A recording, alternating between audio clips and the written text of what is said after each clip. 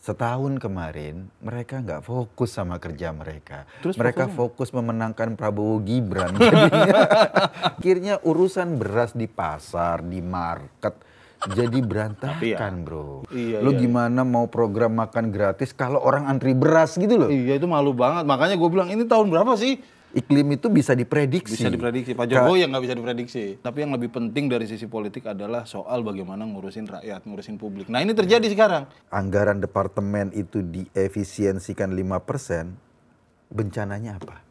Yaitu Prabowo jadi presiden. Sekarang misalnya udah nggak butuh suara, orang ngantri ya udahlah.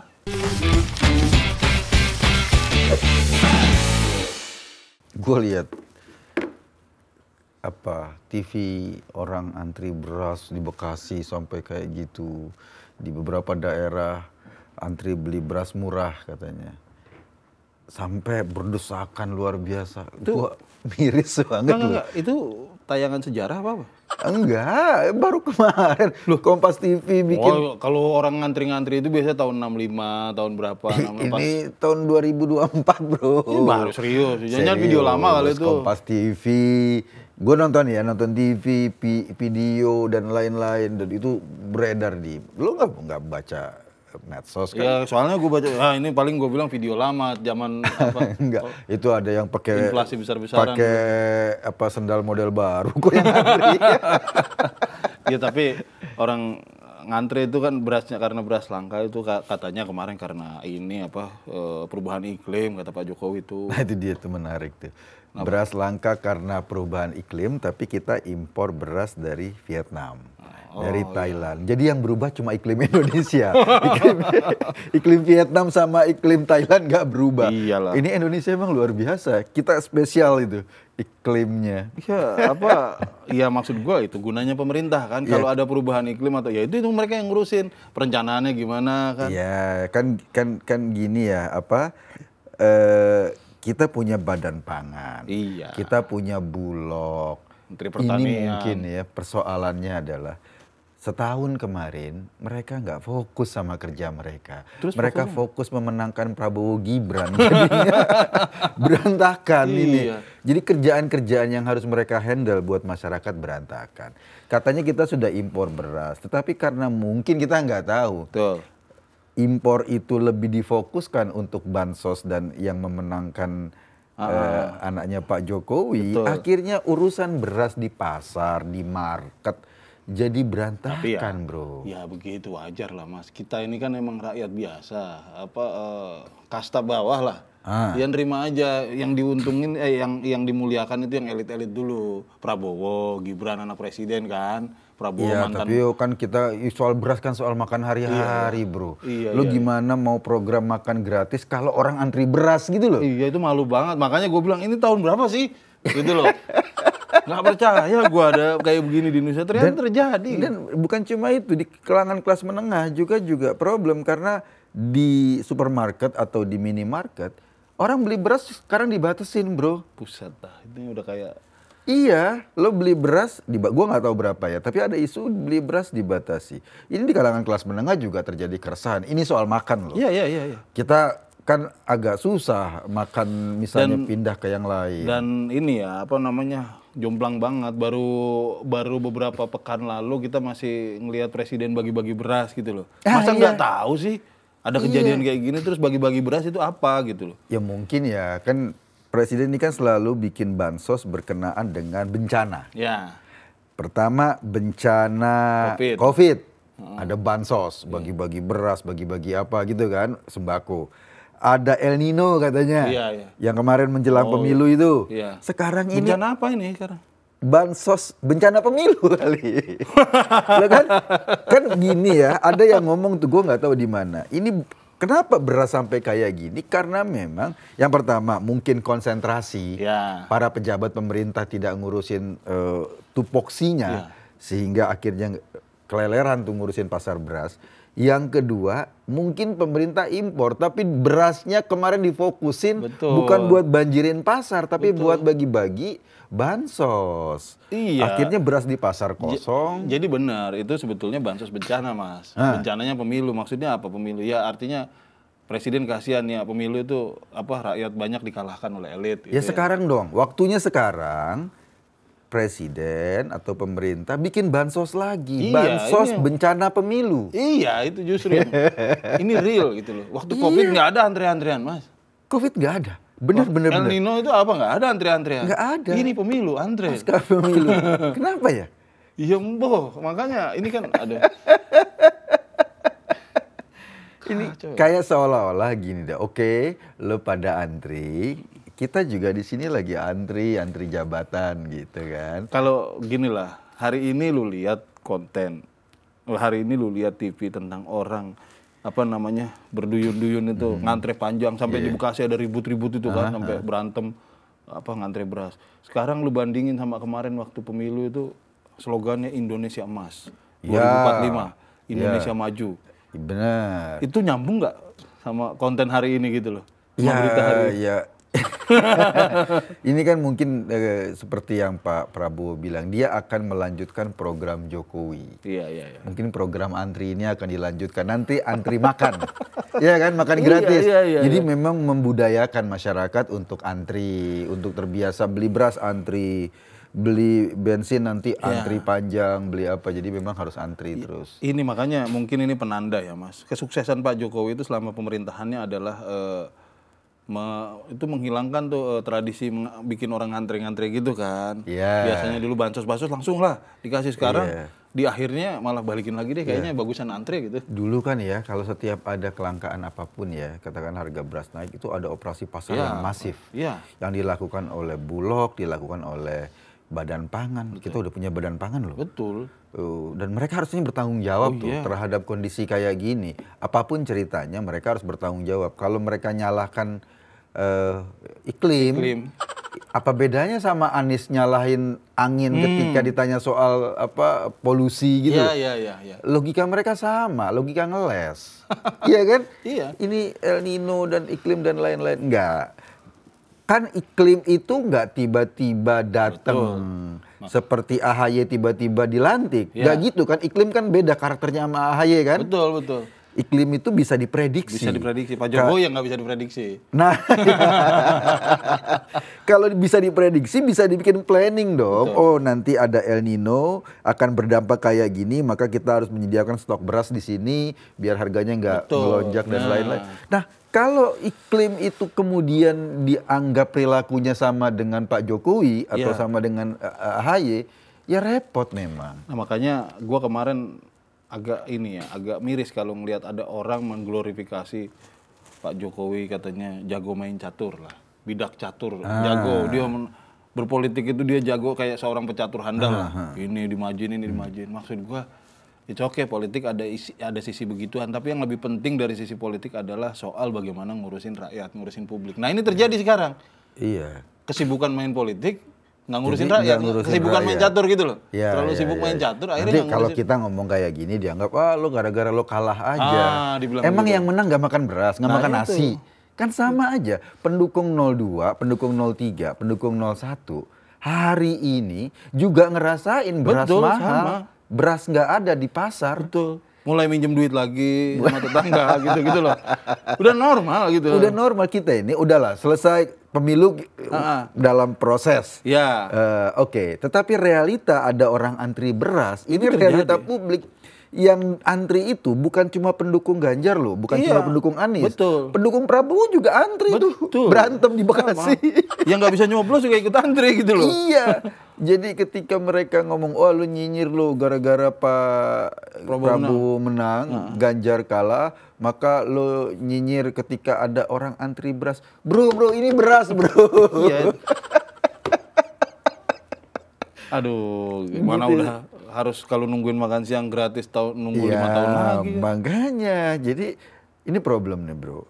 Problem yang menurut gua kan sekarang kan juga APBN kita agak sedikit goyang, uel-uelan kan. Jadi kemarin tuh demi bansos yang 400 sekian triliun, 492 triliun itu katanya anggaran departemen, anggaran kementerian itu di efisiensi 5%, dipotong-potongin 5%, lalu kemudian dananya digunakan buat bansos. Kabarnya begitu. Tetapi memang bisa sih ada kebijakan finansial kayak gitu sepanjang ada bencana. Bencana COVID, baru tuh bisa tuh kita, atau ada keadaan yang mendesak. Iya. Gue bingung ini ketika per hari ini anggaran departemen itu diefisiensikan 5%, bencananya apa? Ya itu Prabowo jadi presiden. Oh itu bencana ya? Ya itu kan bencana elit mengalahkan rakyat gitu loh. Iya. Ya gue sih nggak ngebayangin ya nanti di kantor Komnas HAM ada fotonya Prabowo. Jadi para komisioner Komnas HAM ketika dia lagi rapat soal kasus-kasus HAM di Indonesia, ada foto Prabowo di atas. Lu bayangin gini lah, Komnas HAM bikin acara kan, di depan panelisnya kan, pada nyanyikan lagu Indonesia Raya, berdiri tuh kan, di depan penonton kan, ngeliatin depan ada foto Prabowo sama Gibran. Di gedung para hakim MK nanti ada foto Gibran. Ini lucu banget bangsa ini, luar biasa. Bener. Bangsa ini bangsa komedi banget. Kita program makan gratis, belum juga jalan programnya antri beras. Betul. Ini gue susah loh bro, karena gini ya, kita kan pingin orang akan menganggap kita ini imbas dari gue dukung Ganjar misalnya, oh Ganjar kalah lo jadi nyinyir. Tapi kan susah kita ngomong bahwa yang antri beras itu bukan sebagai hal yang nyata. Iya, jangan-jangan nanti ini mas, itu kalau ditanya dari istana ya, juru bicara istana ditanya, itu banyak yang antri beras, gimana tanggapan istana? Partisan. Oh, ini partisan yang antri ini partisan, beras mereka pengen mendowngrade pemerintah. Jangan-jangan begitu. Iya, lihat para pendukung 02. Iya. Kalaupun nggak ada beras di rumahnya nggak pernah antri, santai aja, nggak makan apa-apa. Betul, ditanya Bahlil kan. Pak Bahlil, ini lihat ada orang yang antri beras ini. Oh ini saya tahu ya, barang-barang gini saya tahu yang gerakin siapa gitu. Nanti begitu kan dituduhnya. Nah saya udah paham nih barang gitu kan, nggak bahasanya Bahlil nih. Ini pasti tahu lah siapa yang gerakin gitu. Iya, itu memang mengkhawatirkan. Jadi seolah-olah kalau nanti ada orang yang komplain terhadap kinerja pemerintah, lo akan dianggap lo partisan. Itu sama kayak dulu zaman Pak Harto. Betul. Siapapun yang protes akan distempel komunis. Anti Pancasila. Anti Pancasila. Ini kan bahaya. Logika yang mereka bangun tuh sama. Nanti kita mau ngeritik, ditanya dulu, ente kemarin nyoblos nomor berapa bro? Gitu. Kan repot kita mau ngeritik kan ditanya nyoblos dulu.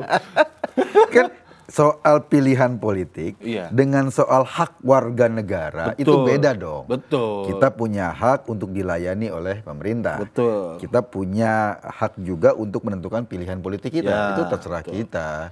Betul. Jadi nggak harus yang milih Prabowo boleh nggak kritik Prabowo? Ya harus. Boleh. Hak gitu. Hak. Yang milih Gibran boleh nggak kritik Gibran? Boleh. Hak. Bukannya jadi nggak boleh gitu loh. Karena ketika dikumpulin pajaknya juga nggak milih-milih gitu loh. Yang pendukung Prabowo nggak usah bayar pajak gitu. Ya enggak dong. Iya sama aja. Semuanya sama. Iya sekarang mungkin yang dukung Prabowo lagi dikejar-kejar pajak juga sama juga. Karena keuangan negara lagi goyang, akhirnya pendukung yang kemarin nyoblos Prabowo. Iya.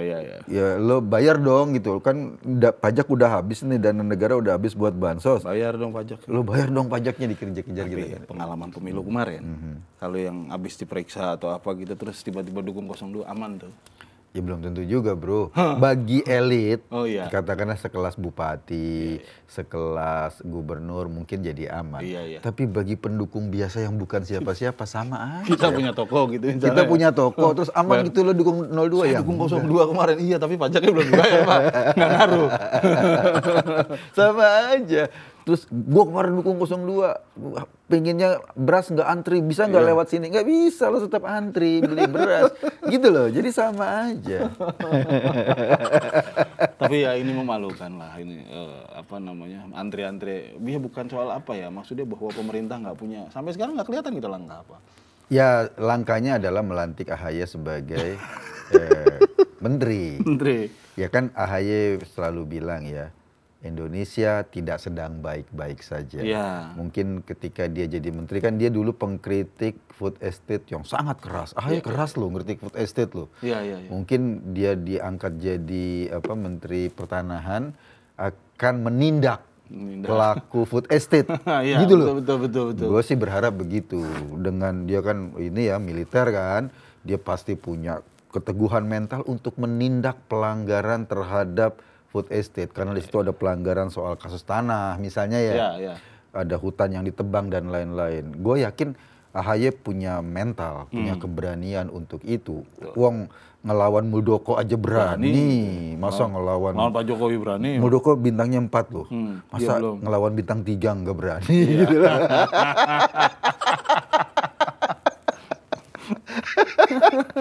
Aduh. Gue nanti kita tanya Pak, kalau ada wartawan nanya ke Pak AHY ya, habis dilantik nih, Pak Jokowi salam, dia keluarkan konferensi pers, Pak AHY, kita mau tanya, Indonesia sedang baik-baik aja apa enggak? Gue nggak tahu jawabnya apa. Gue kepingin banget ada wartawan nanya gitu, abis dilantik. Iya betul. Baru beberapa bulan lalu kan dia bilang tidak baik-baik saja. Gitu. Iya, jangan-jangan ada yang nanya, Pak AHY itu sedang baik-baik aja apa enggak sih? Tapi memang lucu ya bro, suasananya nih. Betul. Lucu banget. Betul. Kita ngelihat ya dari luar sebagai orang yang ikut kita kan masyarakat biasa ya. Iya. Ini suasananya makin asik menurut gua, makin lucu, makin kebolak-balik karena memang politik seolah-olah nggak ada patokan. Iya, udah patternnya udah nggak ada ideologi, nggak ada ideologi. Ini semua nih kayak pedagang sapi gitu loh, transaksional. Kalau kita lihat misalnya gini lah, kalau partai kayak PDIP, PDIP itu dengan ideologi begini nggak mungkin dia melakukan A, B misalnya gitu kan. Iya. Atau PKS nggak mungkin dia A, B gitu. Atau PAN nggak mungkin dia B. Karena punya pendirian masing-masing. Sekarang hampir semuanya loh, tinggal 1, 2 gitu loh. Nah itu dia, kalau jangan kaget kalau tiba-tiba Fadli sangat memuji-muji Jokowi.